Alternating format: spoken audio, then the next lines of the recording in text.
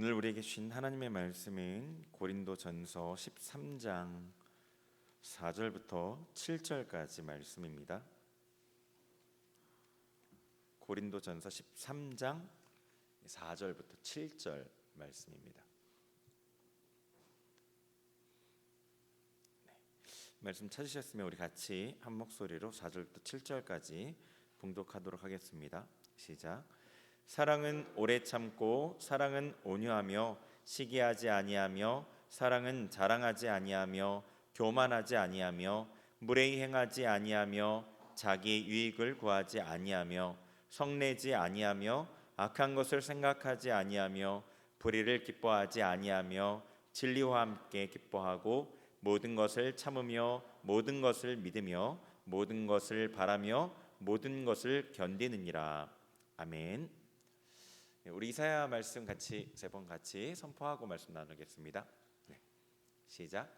그가 찔림은 우리의 허물을 인함이요 그가 상함은 우리의 죄악을 인함이라. 그가 징계를 받음으로 우리가 평화를 누리고 그가 채찍에 맞음으로 우리가 나음을 입었도다. 아멘. 그가 찔림은 우리의 허물을 인함이요 그가 상함은 우리의 죄악을 인함이라. 그가 징계를 받음으로 우리가 평화를 누리고 그가 채찍에 맞음으로 우리가 나음을 입었도다. 아멘. 그가 찔림은 우리의 허물을 인함이요 그가 상함은 우리의 죄악을 인함이라. 그가 징계를 받음으로 우리가 평화를 누리고 그가 채찍에 맞음으로 우리가 나음을 입었도다. 아멘. 네. 오늘은 계속해서 사랑 고린도전서 13장의 말씀으로 같이 말씀을 나누려고 합니다.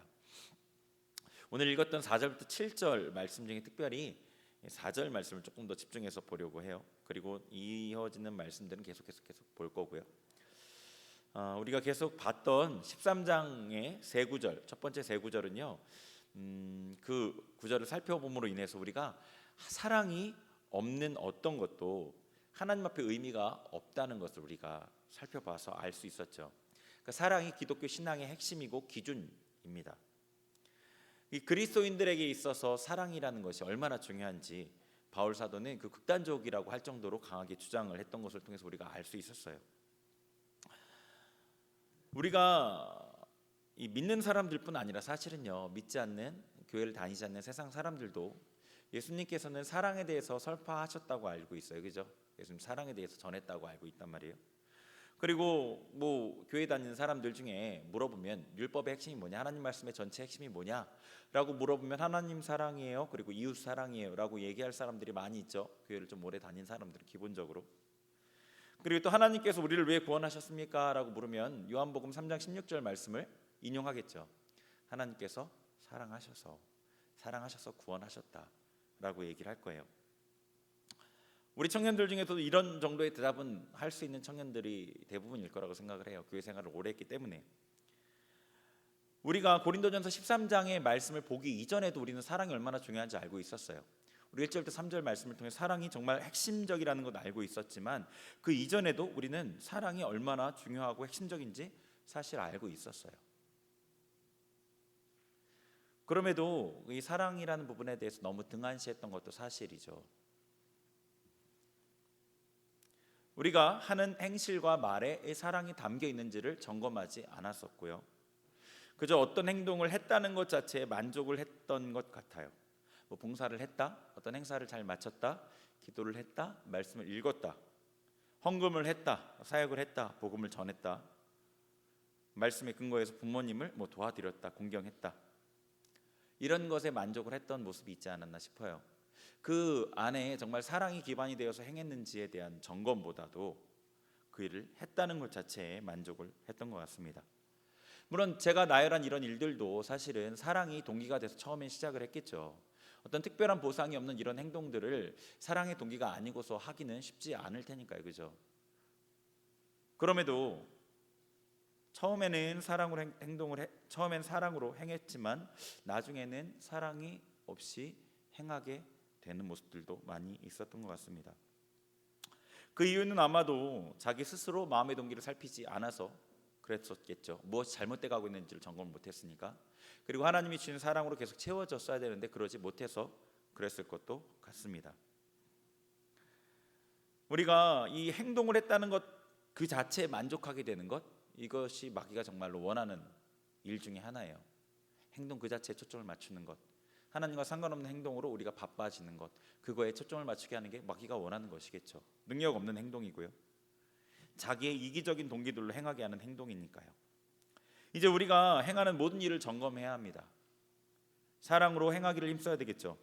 자주 여러분 스스로 여러분의 삶을 이제 돌아보시길 바래요. 과연 나의 삶에 사랑으로 인한 것이 얼마나 되는가? 나는 얼마나 하나님의 사랑으로 행동하고 있는가?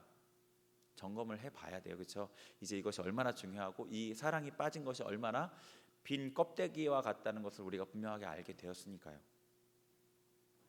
그러면은 이 점검의 기준이 되는 사랑이 어떤 건지를 좀 더 확실히 알아야 될 필요가 있겠죠. 사랑이라는 그 단어가 우리가 기존에 생각하고 있던 그 의미와는 많이 다를 거니까요. 성경에 말하는 것은요.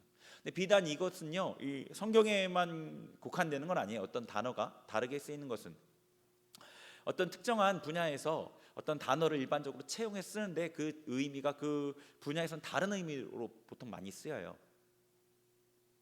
그 어떤 그 특정한 분야에서는 이 의미가 다른 의미로 쓰인다. 그래서 그 용어들에 대해서 우리가 분명하게 아는 것이 그 분야에 적응하기에 쉽게 되는 첫 번째 방법 중에 하나예요. 이 사랑이라는 단어가 성경에서 쓰일 때 그 세상의 어떤 단어를 빌려 왔음에도 불구하고 뜻이 동일하지 않다는 거예요. 확실히 알아야 되죠. 그래서 이 1절부터 3절까지 사랑이 얼마나 중요한지를 얘기하고 나서 4절부터 7절에 사랑의 특성에 대해서 얘기하고 있어요. 특성에 대해서. 사랑이 어떤 특성들을 갖고 있는지 살펴볼 때 우리 존재가 사랑의 특성, 하나님 말씀에 말하는 이 사랑의 특성에 의해 비춰지길 바랍니다. 그리스도인에게 결코 없을 수 없는 이 사랑이 나에게는 도대체 얼마나 나타나고 있는지를 볼 수 있길 바랍니다. 4절부터 7절 우리 말씀 읽었는데 여기 4절부터 7절은 이렇게 구성되어 있어요. 세 부분으로 나눠 볼 수 있는데 사랑의 특성에 대한 목록들을 나열하고 있거든요. 처음에 두 가지는 긍정적인 표현, 사랑에 대한 긍정적인 표현을 두 가지를 얘기하고요. 그 다음에 뒤이어서 8가지 동사가 나오는데 사랑이 무엇과 같은지 혹은 무엇을 행하지 않는지에 대한 것을 말하고 있어요.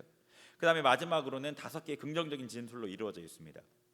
자, 그 특성들에 대해서 하나하나 차례로 살펴보려고 해요.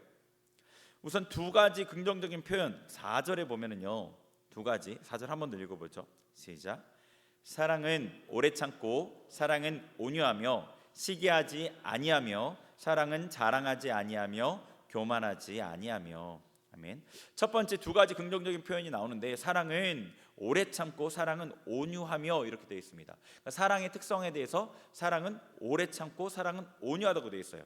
자, 그러면 이게 여러분이 보시면서 아시겠지만 사랑은 했지만 사랑에 대한 정의를 하진 않았어요. 정의가 아니라 사랑으로 인해서 나타나는 특성에 대해서 말하고 있는 거예요. 사랑은 오래 참는 특성으로 나타나고 그런 모습으로 나타나고 사랑은 온유한 모습으로 나타난다는 거예요. 그러니까 사랑의 정의, 사랑은 어떻고 이렇게 정의하지 않고 사랑의 특성에 대해서 얘기하고 있어요. 그러니까 이 사랑의 특성을 설명하는 이 부분에 대해서 사도 바울이 의도했던 건, 하나님께 사도 바울을 통해서 의도했던 건 뭐냐면 고린도 교인들이 자신의 사랑이 없는 그 참모습을 보기를 원했던데 첫 번째 이유가 있어요. 그러니까 사랑은 어떤 특성을 나타낸다. 그러면 그것이 너에게 그런 특성이 나타나느냐라는 것을 비춰주고 싶었던 거예요. 하나가 이 첫 번째 의도가 있었었고요.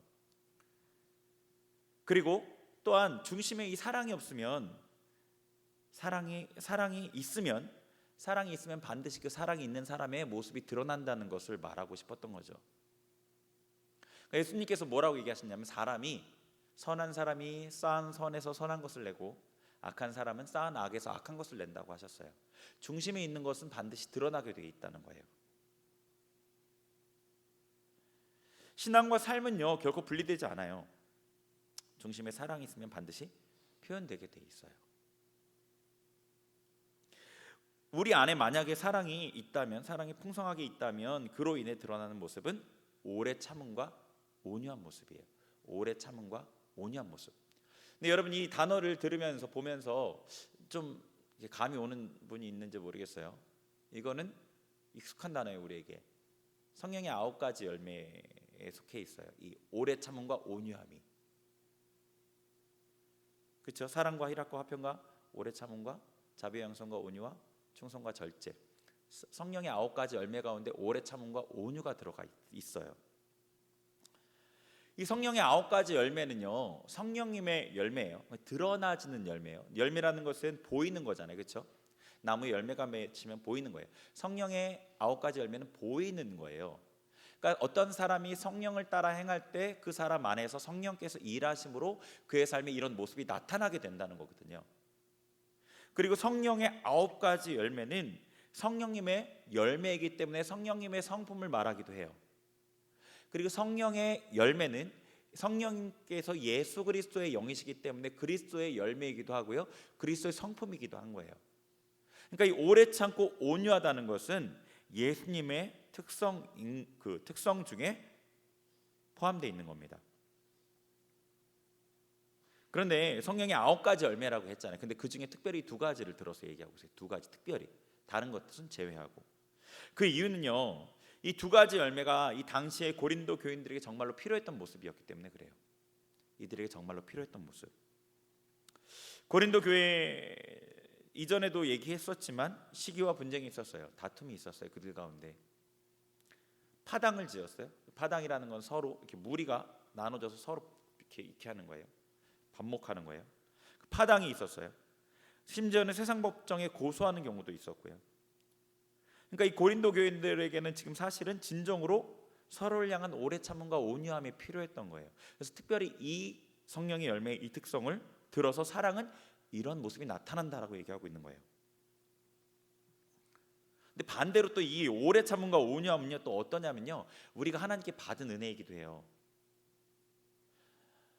우리가 죄인으로 태어났고 죄를 지으며 살고 있는 우리가 하나님의 심판을 당장에 받지 않았던 이유는 하나님이 오래 참으셔서 그래요. 하나님께서는요, 죄를 참아보지 못하시는 분이에요. 시편에는 하나님께서 날마다 분노하신다고 하셨어요. 죽일 살을 예비하신다고 하셨어요. 그 얘기는 뭐냐면 하나님께서는 악을 당장에 심판하셔야만 하는 그런 공의의 하나님이시거든요. 근데 하나님께서 우리에게 당장 심판하지 않았던 이유, 우리가 예수 그리스도를 믿어서가 아니라 믿기 전에도 심판하지 않았던 이유는 하나님의 오래 참으심 때문에 그랬던 거예요.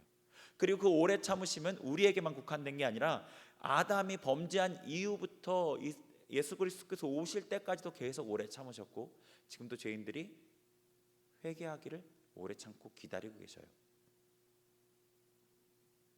그리고 우리의 죄를 용서하신 후에 우리가 그리스도인이 된 이후에도 하나님은 우리에게 온유로 대하고 계셔요.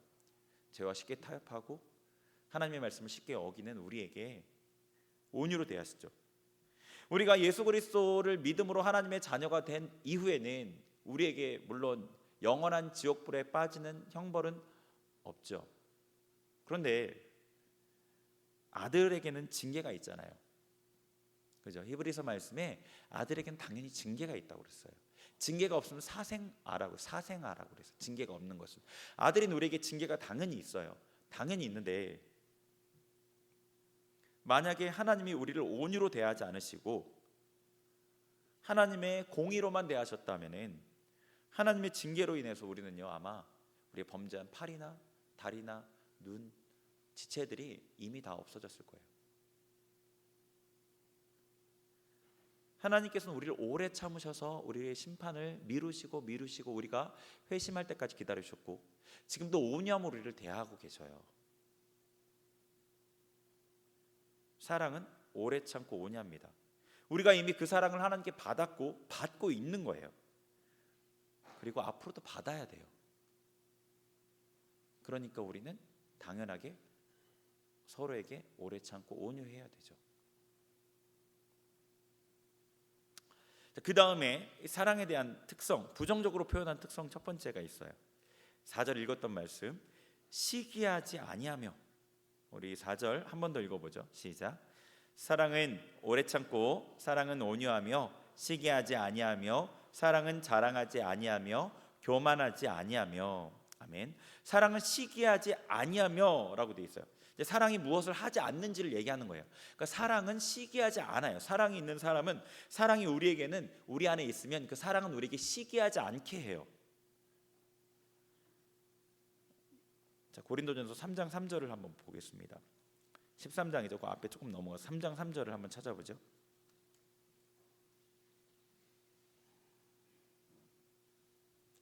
(3장 3절을) 같이 보겠습니다. 3장 3절 시작. 너희는 아직 육신에 속한 자로다. 너희 가운데 시기와 분쟁이 있으니 어찌 육신에 속하여 사람을 따라 행함이 아니리요. 아멘. 시기와 분쟁이 있다고 얘기해요. 그러면서 사람을 따라 행하기 때문이라고 그래요. 4절에 보면은 나는 바울에게라, 나는 아볼로에게라, 이런 얘기를 한다고 돼 있어요. 이들은 서로 시기하고 분쟁했어요. 시기하고 분쟁했어요. 근데 시기하는 이유는 뭐예요? 내가 저 사람보다 낫기를 원하는 마음, 내가 저 사람보다 낫다는 것이죠. 고린도 교회에는요 여러 사역자가 거쳐갔어요. 여러 사역자가 거쳐갔는데 바울 사도가 그랬고요, 아볼로 사도가 그랬고요, 베드로도 아마 지나갔던 것 같아요. 바울 사도는 전도 여행 중에 이 고린도 지역을 지나가면서 복음을 전했습니다. 하나님의 말씀을 전했고 그곳에 교회가 세워지는 첫 역할을 감당했어요. 그곳에 1년 6개월 동안 하나님의 말씀을 지속적으로 가르쳤고 그곳에 교회를 어느 정도 세워놓고 나서 복음을 전해야 될 다른 지역에 가서 다시 복음을 전했어요. 그 이후에 아볼로라는 사역자가 고린도 교회에 왔어요. 아볼로라는 사역자는 하나님의 말씀에 능통했던 사람이었고 하나님의 성령의 능력을 경험했고 그 다음에 고린도 교회에 와서 하나님의 말씀을 전하면서 그 교회를 양육하는 사역을 감당했어요. 그리고 그 사이에 아마 베드로 사도도 고린도 교회를 지나갔던 것 같아요. 그래서 이 고린도 교회의 사람들 가운데 어떤 사람은 나는 아볼로에게 속했다, 나는 바울에게 속했다, 나는 베드로에 속했다라고 얘기를 했었어요. 심지어 어떤 사람은 나는 그리스도에게 속했다라고 얘기하는 사람도 있었어요. 바울은 이 네 부류 다 책망했죠. 그 이유는요 자신들이 추종하는 사역자가 더 뛰어나다는 것이었겠죠. 나는 아볼로에게, 나는 베드로에게, 나는 바울에게, 그런 거 다 잘못했다 그리스도에게. 그러면 그리스도, 너네만 그리스도에게 속했냐? 우리 전부 다 그리스도 아니냐? 그런 거죠. 이들은 자신들이 지지하는 그 사역자들을 통해서 서로를 향해 자신이 더 높아지고자 하는 시기심을 드러냈던 겁니다. 그렇지만 사랑은요 시기하지 않아요. 시기하지 않아요. 사랑은 시기하지 않습니다. 성도들을 서로를 경쟁 관계나 대립 관계로 보지 않아요. 사랑은요 결코. 우리는 예수 그리스도의 그 보혈로 말미암아 한 하나님을 아버지로 섬기는 한 형제가 되었어요. 그리고 한 형제를 넘어서서 한 몸이 되었단 말이에요. 한 몸. 한 몸이라는 건 여러분이 몸을 돌아보면 잘 알 수 있잖아요. 팔, 다리, 뭐 여러분 얼굴, 눈, 코, 입, 여러 가지 장기들, 한 몸이에요. 한 몸. 우리는요 한 몸이라는 것은요 한 부분이 영광을 얻으면 함께 영광을 얻는다는 뜻이고요, 한 부분이 아프면 같이 아프다는 거예요. 여러분이 손을 다쳤을 때 손만 따로 떨어져서 아프지 않고 온몸이 그 고통을 같이 경험하는 것과 같은 게 한 몸이라는 뜻이에요. 그래서 우리 안에 사랑이 있고 우리가 어떤 관계인지를 분명히 알게 되면 서로를 시기할 수 없죠. 경쟁 상대로 결코 볼 수가 없는 겁니다. 상대가 잘됨을 바라고 즐거워하게 돼, 진심으로 즐거워하게 돼, 한 몸이기 때문에. 그리고 서로의 아픔을 함께 아파하게 되는 겁니다. 시기하지 않겠죠. 오히려 어떻게 하면 예수 그리스도께서 피 흘리고 죽어주신 저 사람을 위해서 내가 최고의 것으로 섬길 수 있을까를 고민하게 되겠죠. 내가 원하는 것과 상관없이. 사랑은 시기하지 아니하며 라고 했던 말씀은 고린도 교인들이 시기하고 분쟁하고 있었기 때문에 사랑은 시기하지 않는다고 그들의 모습을 비춰주었던 거예요.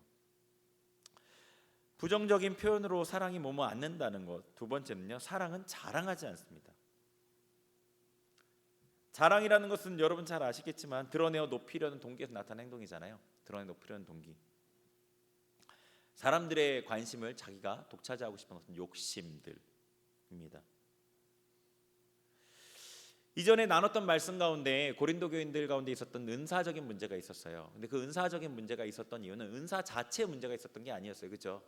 은사 자체는 성령께서 주신 거예요. 하나님께서 주신 거예요. 그것은 문제가 아니에요. 하나님께로 온 것은 좋은 것이에요, 모두가. 근데 그 사람들이 그 은사를 잘못 사용했던 거예요. 어떻게 잘못 사용했어요? 자신을 드러내고 싶어 했잖아요. 그래서 은사를 남발했어요. 세상에서 자랑할 것이 없었던 그 고린도 교인들이 하나님께 능력을 받게 되면서 뭔가 자기가 특별한 사람이 된 것 같은 느낌이 들었을 거예요. 그래서 그것들을 드러냈어요. 자기가 저 사람보다 낫다는 것을 보여주고 싶었어요. 그래서 다른 사람들이 방언을 행할 때 자기가 방언의 은사, 방언이 하나님께로부터 예언이 임했다고 드러나서 일어나서 방언을 하기도 하고, 다른 사람이 예언하고 있는데 자기가 예언하기도 하고, 그런 질서를 따르지 않는 무분별한 은사를 나타냈죠. 그 이유는 자신이 드러나고 싶었기 때문에, 자신이 특별한 사람으로 보이고 싶었기 때문이었어요. 그렇지만 사랑은 자랑하지 않는 겁니다. 자랑하지 않습니다. 사랑은 자기를 드러내길 원하지 않아요. 오히려 상대를 위하는 겁니다. 하나님이신 사랑이신 하나님께서는요, 우리 앞에 자신의 능력을 자랑하지 않으십니다. 사랑은 자랑하지 않습니다. 은사에 관련된 얘기이지만 그 이외에 우리가 갖고 있는 어떤 것들과 우리가 누리고 있는 어떤 것들에 대해서 자랑하지 않는 것도 같이 묶어서 얘기할 수 있겠죠. 하나님께서 우리 앞에 능력을 행하시거나 자신을 드러내실 때는요, 우리의 유익을 위할 때뿐이셨어요. 한번 말씀 신명기를 한번 찾아볼게요. 신명기 5장 29절 말씀 한번 찾아보겠습니다. 구약의 신명기 한번 5장을 찾아보겠습니다. 5장 29절. 이 신명기 5장은요, 하나님께서 시내 산에 강림하셔서 십계명을 주신 그 사건이에요. 불 가운데 강림하셔서 이스라엘 백성들은 하나님의 불을 보고 어미하신 음성을 듣고 두려워할 때 하나님께서 이렇게 말씀하셨어요. 신명기 5장 29절 같이 읽어봅니다. 시작. 다만 그들이 항상 이 같은 마음을 품어 나를 경외하며 내 모든 명령을 지켜서 그들과 그 자손이 영원히 복받기를 원하노라. 아멘. 하나님께서 시내산에 임하셨을 때 하나님의 놀라운 영광이 나타났어요. 하나님 능력을 나타내신 거예요. 물론 그 능력을 다 나타내신 건 아니죠. 일부만 나타내셨어요. 이스라엘 백성들이 그 하나님의 능력의 일부를 보고 너무 두려워했어요. 하나님께서 그들에게 이렇게 능력을 나타내신 이유가 내가 강하다는 것을 보여주시려는 그 목적이 아니었어요. 자신을 자랑하고 싶으신 것이 아니셨어요. 그 이유는 우리 읽은 말씀처럼 나를 경외하여 하나님을 향한 두려운 마음을 품어서 하나님을 경외해서 하나님의 명령을 지켜서 복을 받기를 원하신다는 이유였어요. 그러니까 궁극적인 목적은 이스라엘 백성의 복이었어요. 근데 사람이 온전하게 복을 받는 방법은 하나님을 경외하는 것 이외에는 없기 때문이에요. 사랑은 자랑하지 않습니다. 자신에게 있는 어떤 것을 통해 자기를 높이려고 하지도 않습니다. 상대의 유익을 구할 뿐이고요, 공동체의 선을 추구할 뿐이에요. 우리 안에 만약에 자기를 높이고 싶은 동기가 있을 때 그것은 결코 사랑이 아니라는 것을 우리가 생각해 봐야 합니다. 그 다음에 이 사랑의 세 번째 특성, 교만하지 아니하며입니다. 교만하지 아니하며. 사랑은 교만하지 않습니다. 교만하다는 것은 어떤 면에서 자랑한다는 것과 비슷하게 보일 수 있어요. 그런데 교만이라는 건 좀 더 근원적인 죄를 말합니다. 교만은요, 자신이 주인의 자리에 있으려는 그 마음을 나타내요. 가장 교만한 자의 특성은, 가장 교만한 자의 대표는 누구냐면 사단이죠. 사단은 모든 교만한 자에게 군림하는 왕이었어요.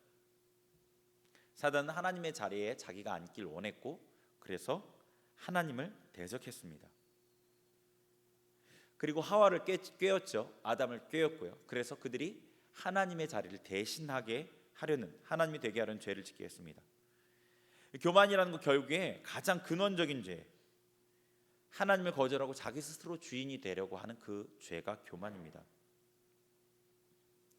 그래서요, 이 교만한 사람은요, 하나님의 말씀이 무엇이라고 말하는지보다 자기가 좋아하는 것, 좋아 보이는 것을 선택합니다. 자신에 대해 크나큰 확신을 가지기도 하고요.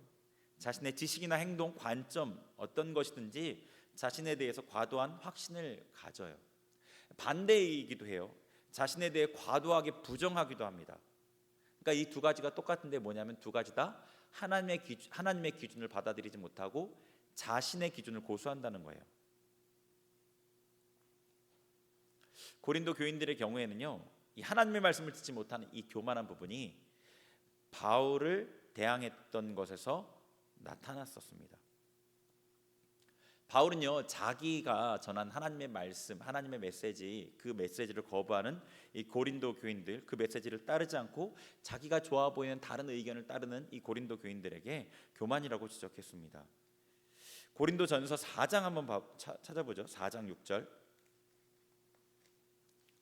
고린도전서 4장 6절.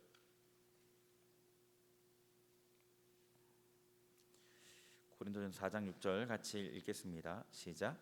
형제들아, 내가 너희를 위하여 이 일에 나와 아볼로를 들어서 본을 보였으니 이는 너희로 하여금 기록된 말씀 밖으로 넘어가지 말라 한 것을 우리에게서 배워 서로 대적하여 교만한 마음을 가지지 말게 하려 함이라. 아멘. 예, 바울 사도가 어떻게 얘기했냐면 기록된 하나님의 말씀 밖으로 넘어가지 말라, 이것을 배워서 교만한 마음을 가지지 않게 하려고 한다 라는 거였어요. 그러니까 교만한 마음을 가지면 기록된 말씀 밖으로 벗어난다는 것이었어요. 그리고 고린도 교인들이 교만했기 때문에 그들의 교회에 나타났던 여러 문제점 가운데 하나님의 말씀을 벗어났고 바울의 가르침을 벗어났던 그런 많은 일들이 있었어요. 대표적으로 우상 숭배에 대한 문제들, 자기가 지식이 있는 줄 알고 자기 나름대로 행했던 그들의 죄의 문제들, 그런 것들이 이들이 바울을 통해 전해주었던 하나님의 말씀을 거절하고 자기가 듣기 좋아하는 의견을 따라감으로 교만한 모습을 드러냈던 것이라 했어요.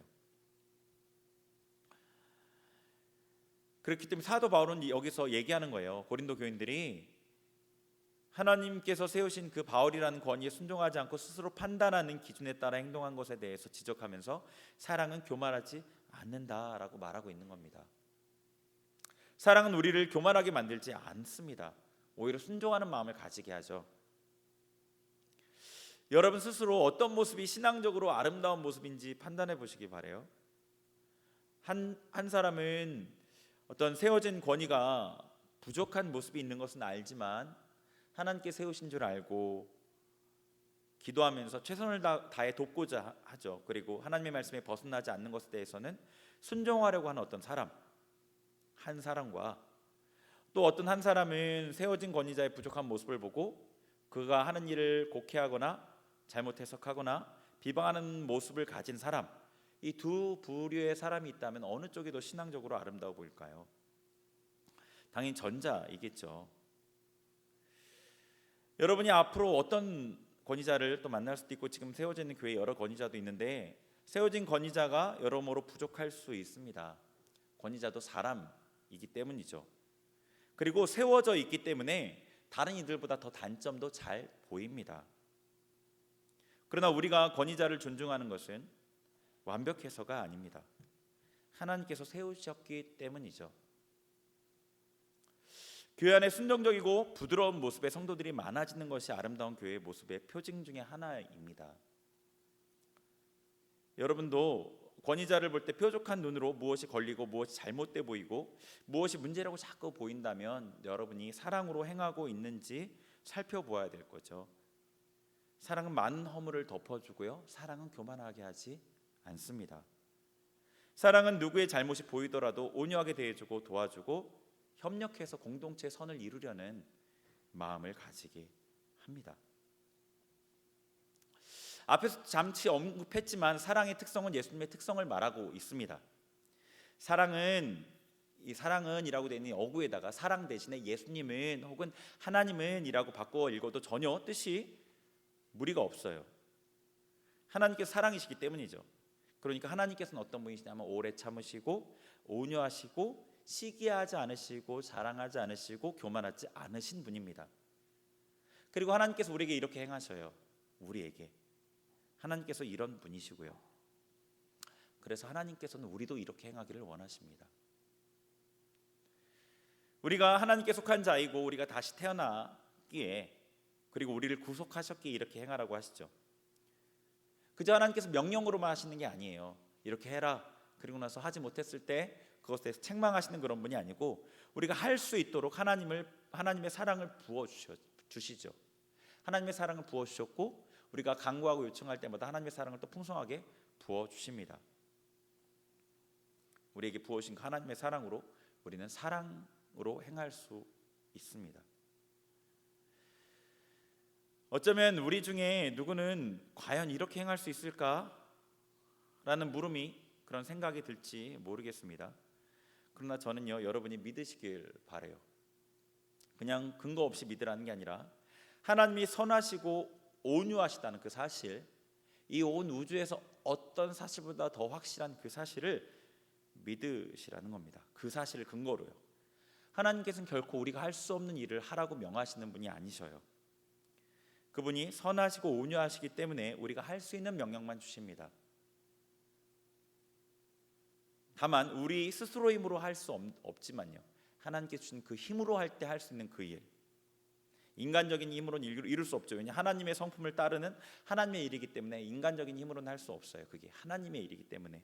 그렇지만 하나님께서 주신 사랑으로 우리가 할 수 있도록, 충분히 할 수 있도록 우리에게 그 일들을 명령하시는 겁니다. 오늘 살펴본 이 사랑에 대한 이 말씀은 우리가 선택하느냐 아니냐의 성질의 것이 아니에요. 사실 우리가 할 만하면 하고 못하면 안 해도 되는 그런 성질의 것이 아니라는 겁니다. 우리가 앞에 부분에 살펴보았듯이 사랑이 없으면 그것은 기독교 신앙이 아니죠. 그리스도인도 아닙니다. 사랑은 결코 선택할 수 있는 종류의 것이 아니에요.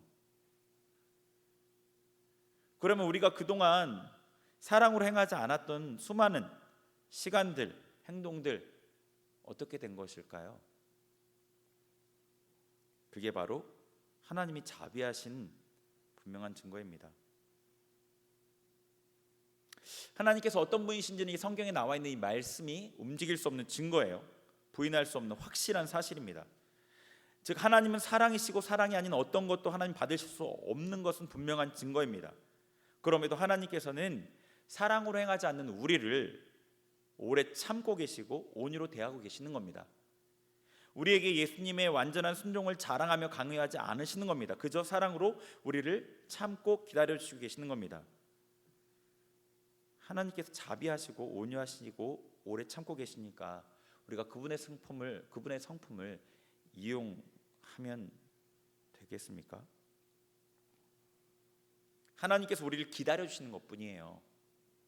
하나님의 기다리심이 우리의 행동이 괜찮다는 뜻이 결코 아니라는 겁니다.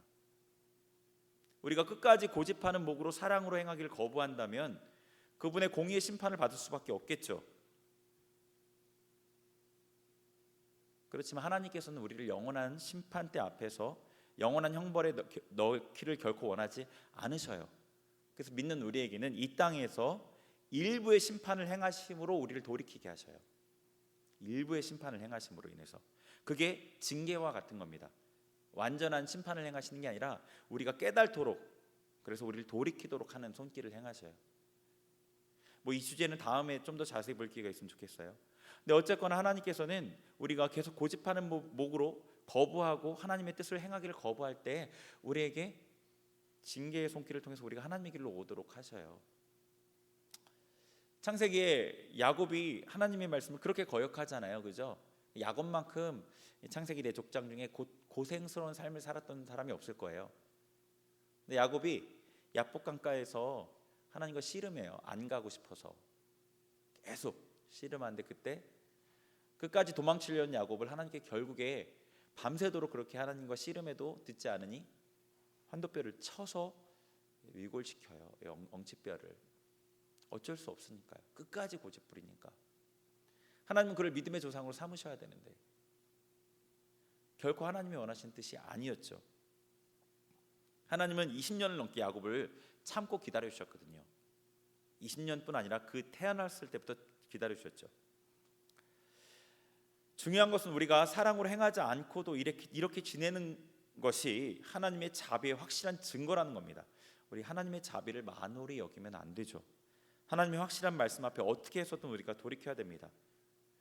하나님의 사랑으로 행하게 해주세요. 제게 하나님의 사랑을 부어주시고 제 안에 하나님의 사랑을 반역하는 죄성을 끊어주세요. 사랑으로 행하는 자가 되게 해주세요. 순종의 자녀가 되게 해주세요. 여러분, 이렇게 기도하시면서 말씀 안에서 씨름하시는 분들이 되길 바라요. 포기하지 않을 때에 하나님의 은혜로 사랑의 사람으로 변화되어가는 여러분을 스스로 볼 수 있게 될 거예요. 우리 기도하겠습니다. 오늘 같이 나눈 말씀을 생각하겠습니다. 사랑은 오래 참고, 사랑은 온유하며, 시기하지 아니하며, 사랑은 자랑하지 아니하며, 교만하지 아니하며, 사랑은 이런 모습으로 나타나고 이런 모습으로 나타나지 않는다 하셨습니다. 우리 안에 하나님 말씀을 비추어 잘못된 것들을 우리 회개하면서 하나님의 긍휼을 구하며 같이 기도하겠습니다. 같이 기도합니다. 하나님 아버지, 이 시간에 주님 앞에 말씀 앞에 정직하게 나를 내려놓으며 기도하며 나아갑니다. 하나님께서 말씀하시기를 사랑은 오래 참는다 하셨습니다.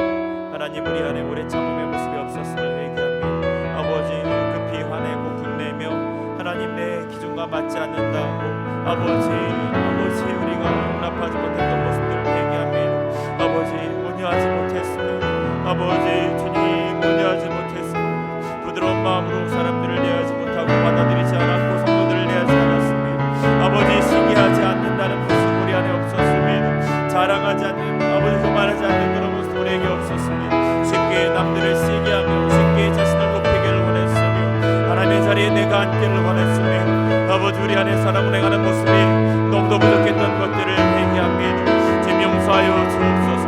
주님 용서하여 주옵소서. 하나님께서 지금도 우리에게 사랑으로 대하고 계십니다. 지금도 우리를 오래 찾고 계시며 지금도 우리에게 온유함으로 대하시며 지금도 주님은 우리 앞에 하나님을 드러내지 아니하며 우리를 기다리고 계십니다. 하나님, 무엇보다도 겸손하게 우리 가운데 임하신 그 예수 그리스도의 그 성품을 바라보게 하여 주옵소서. 주님의 오래 참음과 온유함을 우리가 만홀히 여기지 않게 하여 주옵소서. 멸시하지 않게 하여 주옵소서. 하나님 회개합니다. 하나님 회개합니다. 아버지, 우리의 완악함과 우리의 굳은 마음을 부드럽게 하여 주옵소서. 우리의 마음을 부드럽게 하여 주옵시고 성령께서 우리 가운데 임하여 주소서. 하나님, 우리의 마음을 부드럽게 하여 주옵소서. 배경으로 우리에게 임하여 주옵소서. 우리의 삶을 비춰 주옵소서. 우리의 삶의 잘못된 모습들을 보게 하여 주옵소서. 보게 하여 주옵소서. 주님 말씀으로 진리형으로 우리 가운데 비춰 주옵소서. 지혜와 계시형으로 우리를 비춰 주옵소서. 하나님 우리의 모습을 주님 앞에 겸손하게 내려놓고 회개하며 아버지, 우리의 삶을 예게 드리며 나아가며 주님 역사하여 주옵소서.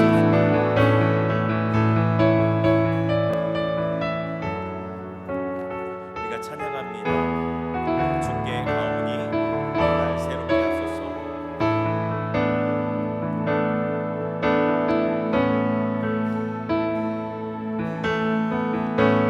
주께 가오니 날 새롭게 하시고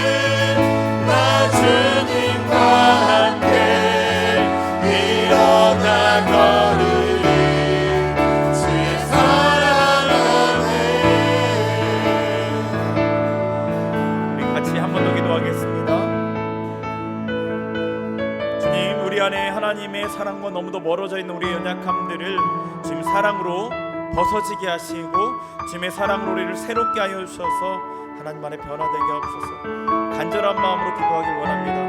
하나님의 사랑을 담기를 원합니다. 사랑의 사람이 되길 원합니다. 나를 새롭게 하여 주옵소서. 우리 같이 기도하겠습니다.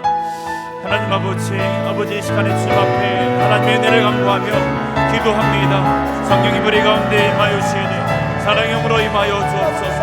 하나님의 사랑으로 우리 가운데 풍성하게 임하여 주옵소서. 우리 안에 모든 연약함들, 우리 안에 모든 부족함들, 우리 안에 모든 죄성들 하나님 안에 벗어지게 하여 주옵소서. 주님의 성령의 능력으로 제거되게 하여 주시고 변화되게 하여 주옵소서. 하나님 우리 가운데 임하여 주시니 강하게 우리를 붙들어 주시고 하나님의 사랑이 붙들 바되게 하여 주옵소서. 주님께 아버지 변화되는 자들 되게 하여 주옵소서. 예수 그리스도를 닮아가게 하여 주옵소서. 우리 안에 모든 시기심과 자신을 높이는 마음들과 교만함들을 자하여 주옵소서. 아버지 우리 안에 오래 참고 온유한 심령으로 채워 주옵소서. 서로를 향해 오래 참게 하시고 서로를 향해 온유하게 하시고 하나님의 사랑으로 서로를 보듬어안으며 공동체를 세워가는 자들이 되게 하옵소서. 하나님의 모습이 우리를 통해 세상 가운데 드러내게 하옵소서. 주님 성령께서 우리를 주장하여 주옵소서. 우리를 주장하여 주옵소서. 우리를 하나님의 계시는 그곳 하나님 계시는 그곳으로 우리를 끌어 주옵소서. 우리를 하나님의 아버지 원하시는 그 모습으로 예수 그리스도를 닮은 모습으로 변화시켜 주옵소서. 변화시켜 주옵소서.